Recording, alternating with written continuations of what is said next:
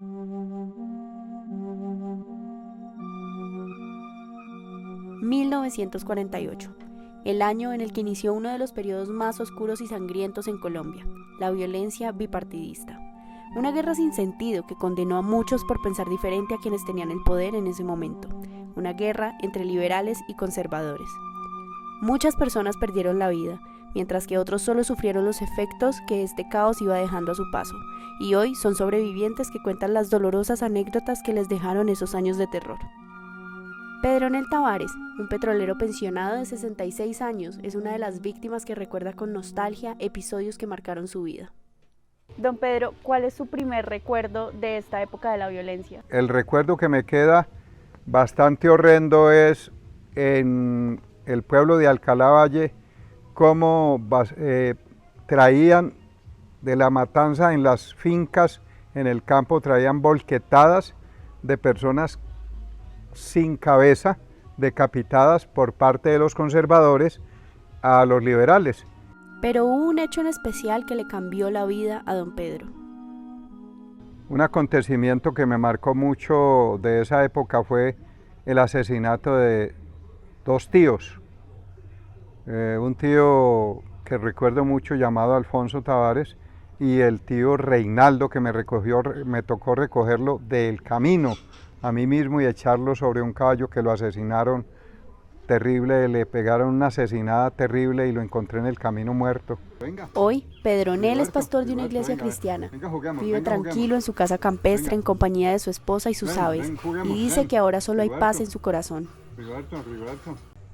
Bueno, yo hoy en día me siento, al recordar aquella época, a veces me conmuevo y me quebranto, pero yo logré sacar de mi corazón y de mi pensamiento, del cerebro y del corazón, toda aquella época, aunque llegan imágenes, pero ya sin ningún, digamos, temor ni miedo.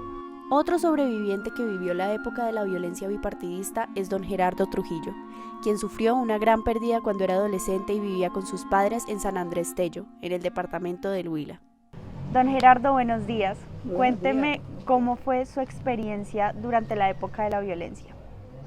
En eso, cuando llegaron esa gente echando plomo ahí en la entrada, y nosotros decidimos y no correr por una vega que había, y mi mamá y mi papá, y en eso pues ellos se le olvidaron una niña de 3 meses de la hermana mía y otra de 2 años, y los que quedaron ahí en la casa, en ellos llegaron y metieron candela a la casa de mi mamá abuela, y ahí cayó la hermanita mía ahí quemadita, chicharrón ahí. Y la hermana, pues, ella que estaba comenzando a caminar así en 4 patas, ¿sí? Y ella alcanzó a caerle tizones de brasas de la casa. Su hijo Eduardo Trujillo también cuenta las anécdotas que sus tías y otras personas del pueblo relataban sobre este trágico periodo. Comentaban ellos que cuando iban saliendo en una parte que se llamaba La Batea, habían muchos muertos, ya habían fallecido muchos por esta violencia tan aterradora que sucedió. Otra de las historias de sobrevivientes es contada por Linda Velandia. Como él trabajaba mucho el campo, lo contrataron pues para cuidar una finca en la parte alta. Ellos ya tenían a mi tío mayor y pues me comenta que en una noche mi abuelo era liberal, declarado netamente liberal, y participaba mucho pues en esa época en política, y también organizaba mucho las personas de la época.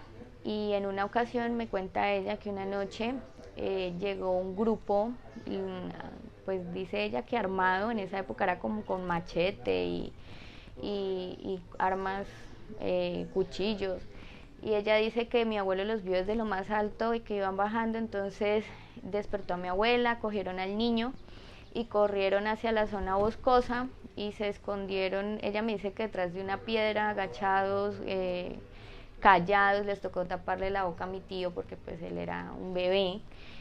Andrés Ortega, politólogo y profesor de Ciencia Política de la Universidad Javeriana, explica más detalladamente este tema. La violencia bipartidista termina, digamos que el pacto que cierra la violencia bipartidista 10 años después va a ser el Frente Nacional, desde 1958. Ese Frente Nacional está precedido por una suerte de dictadura que tuvo Colombia, que es la dictadura primero de la Junta Militar y después de Gustavo Rojas Pinilla.